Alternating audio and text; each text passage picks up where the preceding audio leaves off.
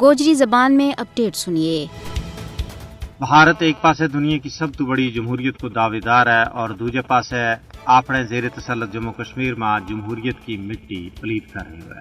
اپنوں پیدائشی اور بنیادی حق منگن کی پاداش میں کشمیری عوام پر اپنی 10 لاکھ تو زیادہ غاصب فوج کے ذریعے ظلم اور ستم جاری ہے۔ غاصب بھارتی فوج کشمیر میں نسل کشی اور انسانیت کے خلاف جرائم میں ملوث ہے۔ وہ مظالم جن کی تفصیل جان کے پتھر کو دل بھی پسیج جائے گا۔ کشمیری اس ویلے ایک سنگین صورتحال میں زندگی کا انتہائی تلخ ایام گزار رہے۔ انہاں کی جان مال دین اور عزت و آبرو داور لگی ہوئی ہے۔ ہر بکھی غلامی اور جبر کو گھوپ نیرو ہے۔ بھی گزشتہ 7 دہائیاں تو بھارتی غلامی کی بیڑیاں ماں جکڑیا ہوئے۔ انہاں کی زبان پر بھی پیرا ہے۔ انہوں نے اپنا حق کی آواز انصاف پسند دنیا توڑی پہنچان کی اجازت نہیں ہے۔ صحافی پابند، قائدین حریت قید، کارکنہ ور قہر سامانی، انسانی حقوق کا محافظانہ بندی خانہ کی نظر کی ہوگی ہے۔ عملاً کشمیر ایک زندہ جہنم میں تبدیل کر کے رکھ دیتی گئی ہے۔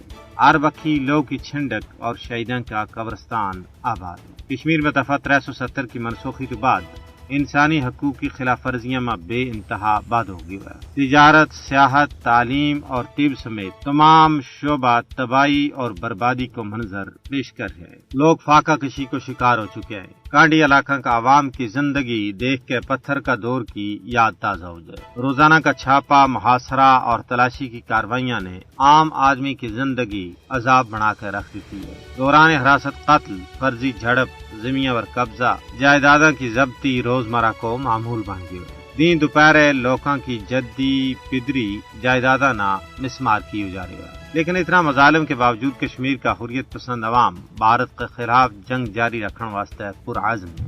انہاں کا پائے استقلال میں ذرا برابر کمی نہیں آئی۔ ضرورت اس امر کی ہے کہ عالمی برادری خواب غفلت تو جاگے اور محکوم و مظلوم کشمیری عوام نہ بھارت کی غلامی تو نجات دھاڑ ماں انہاں کی مدد کرے۔